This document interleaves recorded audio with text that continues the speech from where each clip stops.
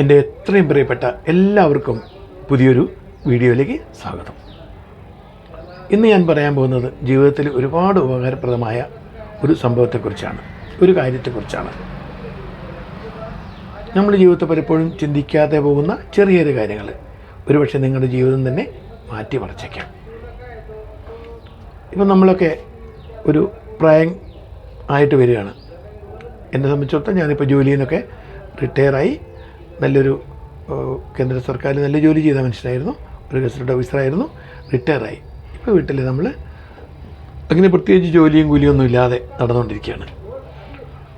അപ്പം നമുക്കധികം സമയമൊന്നും ജീവിതത്തിൽ കുട്ടികളോടൊപ്പം ഭാര്യയോടൊപ്പം അങ്ങനെ ചിലവഴിക്കാൻ സാധിച്ചിട്ടില്ലായിരിക്കാം. എങ്കിൽ ഇപ്പം നമ്മൾ വീട്ടിൽ തന്നെ ഇരിക്കുമ്പോൾ ഓരോ കാര്യങ്ങൾക്കും നമ്മൾ അമിതമായ ശ്രദ്ധ വീട്ടിലെ കാര്യങ്ങൾക്ക് കൊടുത്തുകൊണ്ടിരിക്കും. കുട്ടികളുടെ പെരുമാറ്റങ്ങളിൽ, അവരുടെ സംസാരങ്ങളിൽ, അവരുടെ ഭാവഹാവാദികളൊക്കെ നമ്മൾ വേണ്ടാത്തൊരു തരം ഒരു ഉത്കണ്ഠ പ്രകടിപ്പിക്കും. കാരണം നമുക്ക് കോൺസെൻട്രേറ്റ് ചെയ്യാൻ വേറെ ഒരു കാര്യമില്ല ഇവിടെ.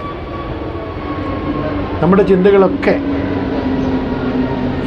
മുന്നോട്ട് പോകുന്നത് ഇവരിലൂടെയാണ്. നമുക്ക് ചിന്തിക്കാനുള്ള ആ ഒരു അന്തരീക്ഷം അല്ലെങ്കിൽ വിഷയങ്ങൾ കുറഞ്ഞു.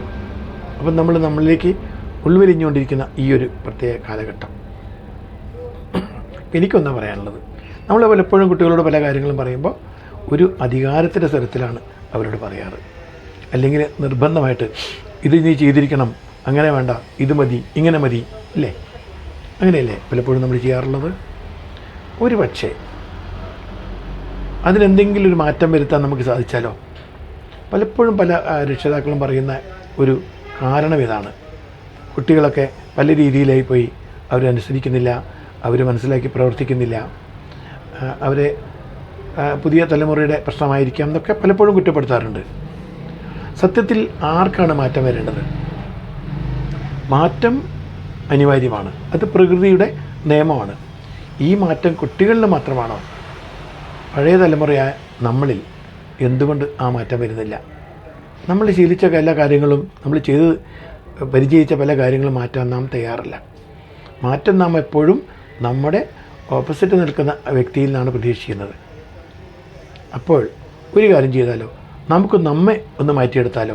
നമ്മുടെ ചിന്താഗതികൾ ഈ ആധുനിക ലോകത്തിൽ ഈ ന്യൂജൻ പറയുന്ന പോലെ ആ രീതിയിലേക്ക് നമുക്കൊന്ന് മാറി ചിന്തിച്ചാലോ?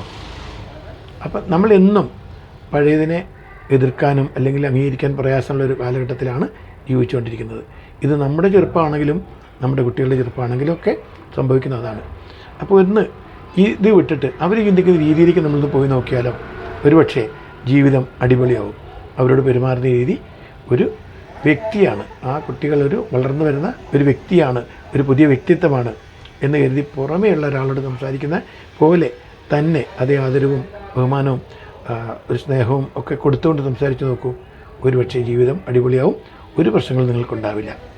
അധികാരം മാറൂ, ഒന്നുകൂടി മൃദുവായി ചിന്തിക്കുന്നു, വളരെ നല്ല രീതിയിൽ പെരുമാറി നോക്കൂ. വിജയം സുനിശ്ചിതം.